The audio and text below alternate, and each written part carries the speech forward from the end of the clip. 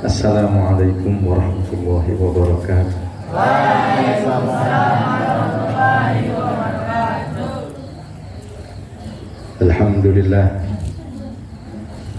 Alhamdulillahilladzi arsala nabiyyana Muhammadan basyiran wa nadhiran wa da'iyan ila Allah biiznihi wa sirajan wa qamaran munira. فنصلي ونسلم على من امتلأت السماوات والأرض به نورا وأصبح الكون من أنفاسه عطرا وعلى آله الطيبين الذين طهرهم الله تطهيرا وأصحابه من المهاجرين والذين كانوا لرسول الله أنصارا والتابعين لهم بصدق وعلى من على نهجه سارا وعلينا معهم وفيهم برحمتك يا كريم يا غفور إنه كان غفارا. أما بعد، سادات العلماء الأجلاء، para asatidzah, para ulama, para tuan guru, para buya, mobil khusus guru kita bersama, pengasuh pondok pesantren modern Darussalam, Buya Kiai Haji Dedi Yanto, LCMA. Alhamdulillah, yang kita doakan mudah-mudahan Allah panjangkan usia beliau dalam afiat, dalam keberkahan. Juga Kiai Al-Ustadz Bobi Al-Habib Nabil Al-Muhlar serta para asatidzah yang lain yang semuanya guru-guru kita doakan mudah-mudahan Allah Subhanahu wa taala memberkahi mereka semua. Amin. Alhamdulillah, salah satu kebahagiaan kita bisa dijumpakan oleh Allah Subhanahu wa taala melalui pelantara baginda Nabi besar Muhammad sallallahu alaihi wasallam. Kita berjumpa di sini untuk bersama-sama hadir di majelis Sirah Nabawiyah. Masya Allah, majelis yang luar biasa sekali, yang mudah-mudahan di majelis ini melahirkan orang-orang yang cinta pada Nabi, cinta pada sunnah Nabi, yang mengamalkan dan menghidupkan ajaran Nabi Muhammad sallallahu alaihi wasallam. Sirah Nabawiyah yang merupakan ruh daripada agama ini.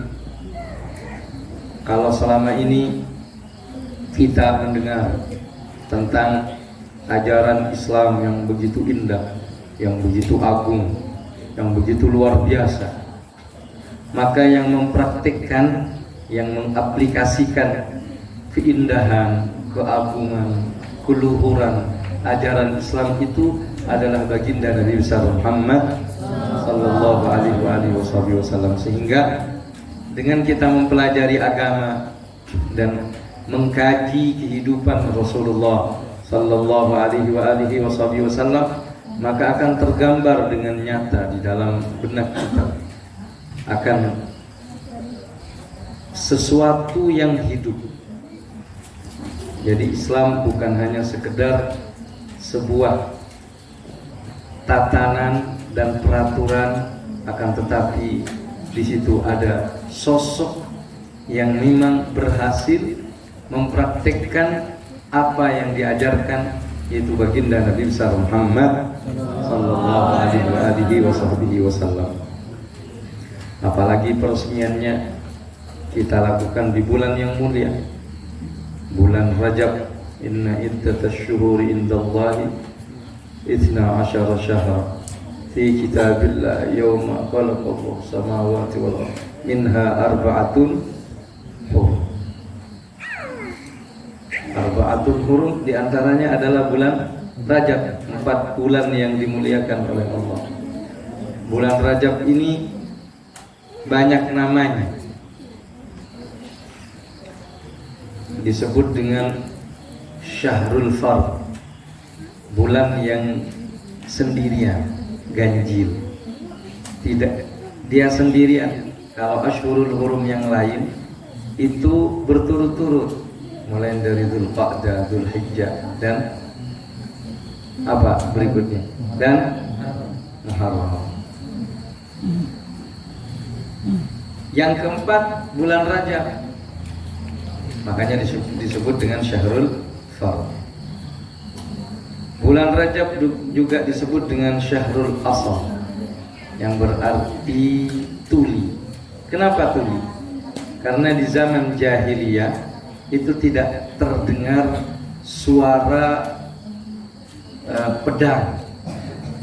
Artinya orang-orang jahiliyah menghormatin bulan ini, sehingga peperangan yang terjadi di kalangan mereka tidak dilanjutkan. Mereka berhenti berperang kalau terjadi peperangan demi menghormatin bulan ini. Makanya disebut dengan Syahrul Asal.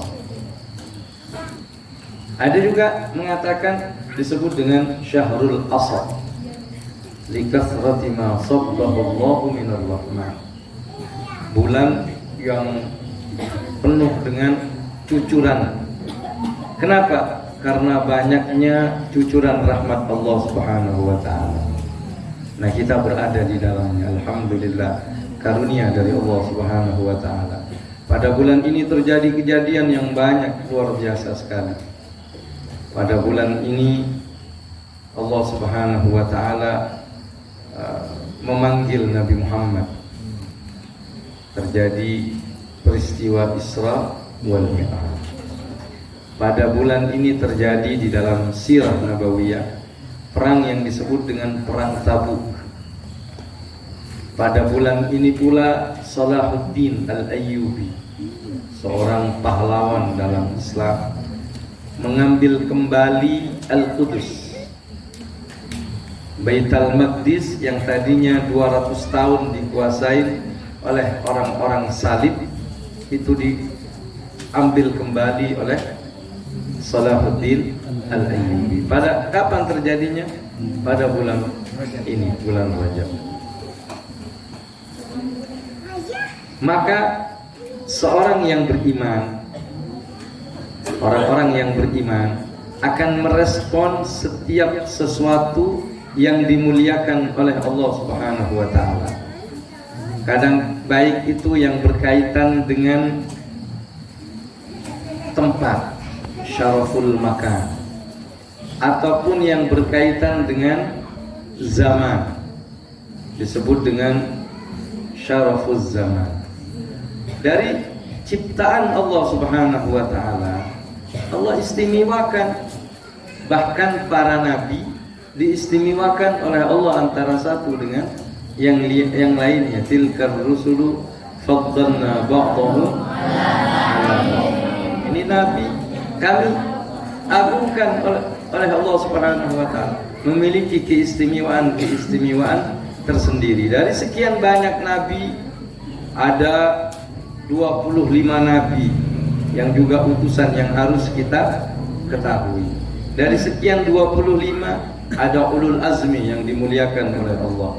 Dari sekian ulul azmi ada baginda Nabi besar Muhammad sallallahu alaihi wasallam. Begitu pula tempat. Dari sekian banyak bumi yang Allah ciptakan ini, ada yang dimuliakan, ada Al-Haramain Asy-Syarifain. Siapa yang sholat di Masjid Nabawi berbeda nilainya sholat di tempat-tempat yang lain. Orang yang melakukan ibadah di Masjidil Haram karena tempatnya dimuliakan oleh Allah, karena Ka'bah ada di situ. Begitu pula zaman dan waktu, itu ada yang diistimewakan oleh Allah. Orang-orang munafik, mereka masuk ke kota Madinah, masuk ke kota Makkah, mereka nggak betah. Itu tanda-tanda orang munafik. Mereka seperti ikan di daratan. Begitu pula orang-orang munafik ketika masuk bulan-bulan yang mulia yang diagungkan oleh Allah Subhanahu wa taala, maka mereka tidak merespon dengan respon keimanan. Jadi adanya Ashhurul Hurum, adanya bulan Ramadan, itu tidak ada pengaruh bagi orang-orang yang tidak beriman. Tapi orang yang beriman, makanya Nabi Muhammad sallallahu alaihi wasallam ketika beliau masuk bulan Rajab seperti yang kita dengarkan tadi, bahwa beliau berdoa, Allahumma barik lana fi Rajab wa Sya'ban wa ballighna.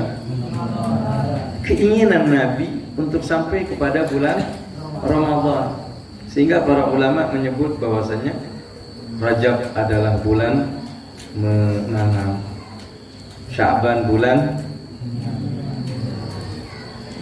merawat tanamannya, dan Ramadan saatnya memanen. Orang yang kagak menanam bisa manen enggak? Beda kalau ada orang bikin sawah, ditanamin padi, dirawat padinya, jadi beras solok yang terkenal katanya. Masya Allah. Tapi orang yang tidak pernah menanam, tahu-tahu pengen manen, ya sulit.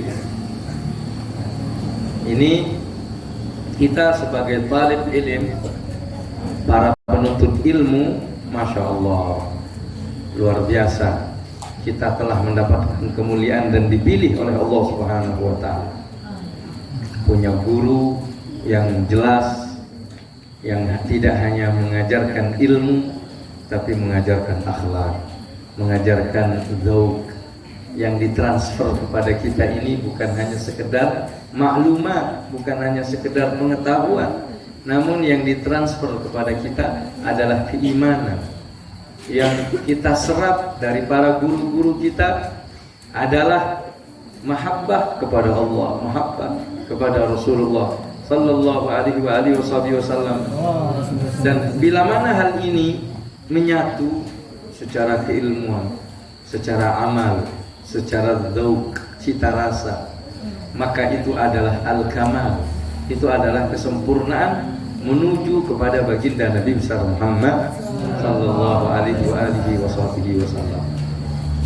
Sebab kalau sekedar hanya ilmu belaka, kata Nabi, awwalu man tusa'ar ilan nar, pertama kali manusia yang masuk ke dalam api neraka itu ternyata orang alim.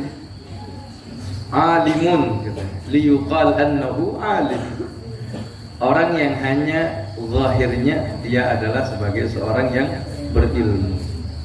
Atau qari, orang yang ahli membaca Al-Quran, ahli ibadah.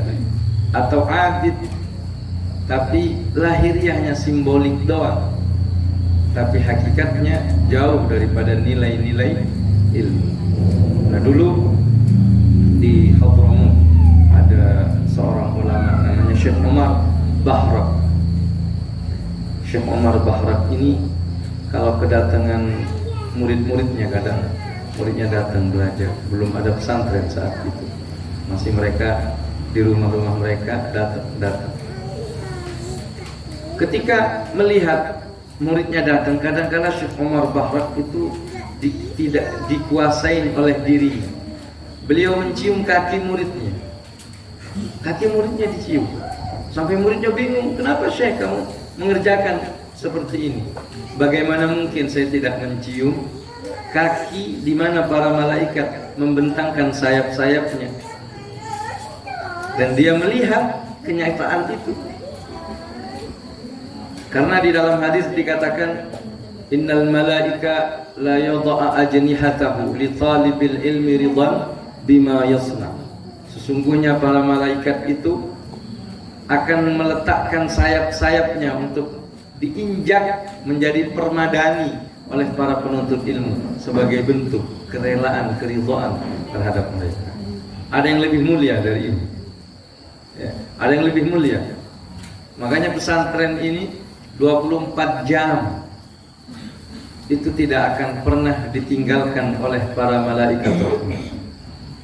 Maka beruntung kita berada di pesantren, dipilih oleh Allah Subhanahu wa taala dari sekian banyak manusia-manusia untuk dikenalkan kepada Allah. Anugerah yang besar. Apalagi yang kita cari dan yang kita pelajari adalah ilmu Nabi besar Muhammad sallallahu alaihi wasallam.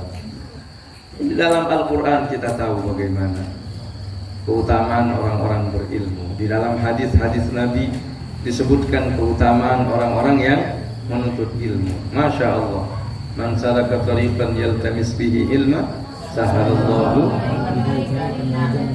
Masya Allah. Ini jadi tiap langkah kita menuju surga. Kurang apa? Cuman kadang-kala kalau kagak ada hadrah, nggak ada hiburan, sumpah ini santri. Padahal kalau kita tahu mau setahun, 2 tahun, 10 tahun, ini para guru-guru kita ini ada yang sudah belajar sampai 10 tahun, iya Ustaz, belajar sampai 6 tahun, belasan tahun, itu merasa masih kurang, bahkan menyesal, kenapa nggak tambah dulu ya. Nah, kita yang masih punya kesempatan ini, pengen nyenengin Nabi Muhammad sallallahu alaihi wasallam. Kata Al-Habib Ali bin Muhammad Al-Habsyi, beliau pernah mengatakan, Masyi, beliau menggunakan lahjah Hadramiyah, yasirru qalbal Habib sallallahu alaihi wasallam mithlu nashril ilmi wal amali. Tidak ada sesuatu yang lebih menyenangkan hati Rasulullah sallallahu alaihi wasallam melebihi menyebarkan ilmu dan mengamalkan. Beliau mengatakan, kam yusawi bi farhatil habib. Apa yang dapat menyamai, bisa menyenangkan hati Nabi Muhammad sallallahu alaihi wasallam? Ad-dunya wa ma fiha, dunia dan seisinya. Bal al-jannatu wa ma fiha, bahkan surga sekalipun itu tidak bisa dibandingkan dengan bisa membahagiakan hati Rasulullah sallallahu alaihi wasallam. Dikatakan, fi jannatin ma syaqani min wasfiha illa likaunil hibbi fiha khayyama. Surga dengan segala gemerlapnya, dengan segala fasilitasnya, dengan segala kemewahan dan kemegahannya, tidak membuat diriku rindu untuk memasukinya, melainkan karena ada sang kekasih di situ. Ada Rasulullah sallallahu alaihi wasallam. Nah, di saat kita menjadi orang yang mengantarkan, punya kesempatan, punya potensi untuk mendapatkan kemuliaan yang sangat luar biasa, menjadi kebanggaan Rasulullah sallallahu alaihi wasallam, maka jangan menyia-nyiakan kesempatan ini, menyia-nyiakan keberadaan guru kita, menyia-nyiakan waktu yang Allah berikan kepada kita. Dan sebaik-baiknya ilmu adalah ilmu baginda Nabi besar Muhammad sallallahu alaihi wasallam. Nah, di majelis ini adalah majelis sirah, masya Allah, majelis sirah Rasulullah sallallahu alaihi wasallam. Kita dengar tadi bahwasannya Allah untuk orang yang berselawat kepada Nabi Muhammad. Nah, Allah subhanahu wa ta'ala untuk yang berselawat kepada Nabi Muhammad. Al-Syekh Abdullah Al-Lahji di dalam kitab Syarah Muntahas Sul, syarahnya daripada Syama'ilur Rasul lil Imam An-Nabhani, beliau menceritakan tentang bahwa orang itu, para sahabat, berusaha untuk mendapatkan ridha, istirdza'ur Rasul, untuk mendapatkan kerelaan Rasulullah sallallahu alaihi wasallam dengan memuji Nabi, seperti para sahabat yang memuji beliau. Ada Hasan bin Thabit, ada Abdullah bin Rawaha, ada Ka'ab bin Zuhair. Mereka adalah maddah Rasul, orang-orang yang suka memuji Nabi Muhammad sallallahu alaihi wasallam. Kenapa mereka memuji Nabi? Biar seperti Ka'ab bin Zuhair ketika beliau memuji Rasulullah sallallahu alaihi wasallam, beliau mendapatkan hadiah dari Nabi berupa rida, berupa burdah. Makanya burdah itu menggunakan gaya bait susunan seperti yang disusun oleh Ka'ab bin Zuhair. Namanya disebut di dalam ilmu bahasa Arab itu ilmu arud, disebut dengan bahar basit. Mustaf'ilun fa maulayya salli wa sallim. Itu niru daripada Ka'ab bin Zuhair, Banat Su'ad. Beliau punya qasidah yang terkenal. Itu muji Nabi Muhammad. Akhirnya sama Nabi dikasih burdahnya. Tujuannya apa? Istirda, untuk mendapatkan kerelaan dari Rasulullah sallallahu alaihi wasallam. Biar Nabi senang, intinya begitu. Biar Nabi girang. Nah, kalau kita memuji Nabi saja membuat Nabi senang, bagaimana di saat kita menghidupkan ajaran Nabi yang untuk itu Allah mengutus beliau?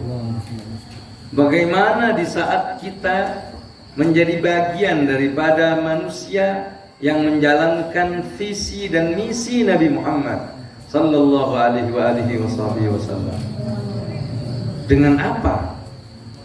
Mempelajari sirah beliau, mempelajari syama'il beliau, mempelajari sunnah-sunnah beliau, mempelajari hadis-hadis beliau. Kata beliau, nadharallahu imra'an sami'a minni maqalatan fawa'aha. Mudah-mudahan Allah merahmati, memberkahi, didoain dengan doa yang luar biasa, yang mendengarkan dariku sebuah ucapan dan dia pahami dengan baik ucapan itu dan dia sampaikan. Wah, dapat doa Rasulullah sallallahu alaihi wasallam. Kalau kita menjadi bagian hafal hadis 1-2 hadis, belajar Arba'in Nawawiyah, belajar Mukhtarul Hadis, hadis-hadis yang kita pelajari, kemudian menghafal sirah, mempelajari sirah, baik ringkasannya ataupun yang penjelasannya, Masya Allah, itu nanti termasuk orang-orang yang mendapatkan doa Rasulullah sallallahu alaihi wasallam. Para ulama itu berusaha untuk menjadi bagian mendapatkan doa Nabi Muhammad, karena doa Nabi tidak akan pernah tertolak. Atas dasar itu mereka menjadi para ulama ahli hadis, ahli sirah, ahli maghazi, mengarang kitab yang berkaitan dengan Rasulullah sallallahu alaihi wasallam. Pernah Nabi itu mendoakan sahabat Ansor. Sahabat Ansor. Jadi ada cerita, singkat ceritanya, orang Ansor ini protes. Kenapa Rasulullah sallallahu alaihi wasallam tidak memberikan ghanimah di dalam perang Hunain? Itu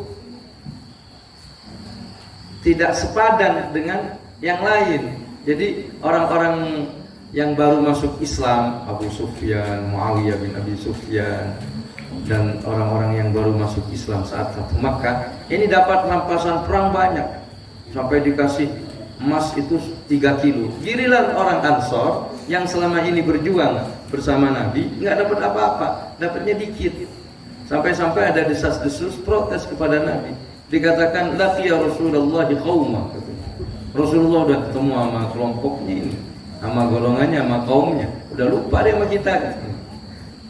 Akhirnya dikumpulkan oleh Nabi karena dikhawatirkan merusak iman mereka.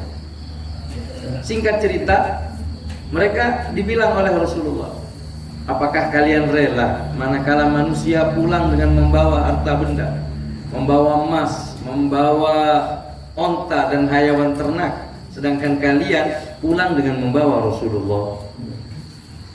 Mereka girang dan mengatakan, tentu ya Rasulullah, kami rela, kami pulang bersama dengan dirimu. Kemudian beliau berdoa, Allahumma irhamil ansar wa abna'il ansar wa abna'i abna'il ansar.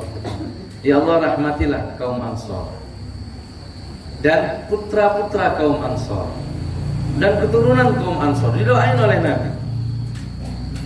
Saat terjadi Rasulullah wafat, orang Ansar sudah nggak mikir yang lain. Yang penting mereka didoain Nabi dan dapat beriman kepada Nabi. Mereka tidak berebut kekuasaan, mereka tidak minta jabatan, sehingga para khulafaur rasyidin itu nggak ada dari kalangan Ansar, semuanya dari kaum Muhajirin. Tapi tidak ada yang protes dari kaum Ansar, mereka rela, legowo kata orang Jawa, karena udah dapat doa dari Nabi. Subhanallah, sampai hari ini doa itu terus berkesinambungan. Di Hadramut ini ada keluarga Al-Khatib. Beliau ini, mereka ini berasal dari keturunan Abbad bin Bashir, salah satu sahabat Ansar.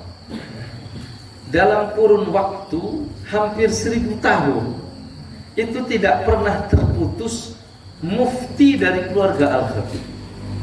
Mufti, seorang ulama yang mencapai derajat fatwa. Kita kenal itu para ulama-ulama dari keturunan sahabat Ansar. Syekh Zakaria Al-Ansari, Ibnu Hajar Al-Asqalani Al-Ansari, semuanya adalah keturunan sahabat Ansar. Kenapa? Berkah doa Nabi Muhammad sallallahu alaihi wasallam. Maka bila mana kita niat dalam hati untuk menghidupkan sunnah Nabi Muhammad, mempelajari hadis-hadis Nabi Muhammad, niat untuk mempelajari dan mengkaji sosok Rasulullah sallallahu alaihi wasallam, maka kita akan masuk dalam doa nadharallahu, mudah-mudahan Allah merahmati, memberikan anugerahnya, memberikan kebaikan di atas kebaikan. Dan ini doa Rasulullah sallallahu alaihi wasallam. Maka mudah-mudahan Allah Subhanahu wa taala berkahi majelis kita ini. Majelis Sirah Nabawiyah Al-Fatih. Dan mudah-mudahan pesantren ini menjadi pesantren yang menjadi mercusuar, manarah bagi pada ilmu Nabi Muhammad sallallahu alaihi wasallam. Allah buka para santrinya, Allah berikan futuhal arifin kepada para santri-santri dan yang ikut berpartisipasi di dalam pondok pesantren ini. Mudah-mudahan diberkahi oleh Allah. Membantu pesantren berarti membantu Nabi Muhammad. Berjuang untuk pesantren berarti berjuang untuk Nabi Muhammad sallallahu alaihi wasallam. Maka beruntung bila mana kita menjadi bagian orang-orang yang dipilih oleh Allah Subhanahu wa taala. Karena Islam akan maju. Pesantren akan maju. Cuman masalahnya kita terlibat tidak di dalam kemajuan itu.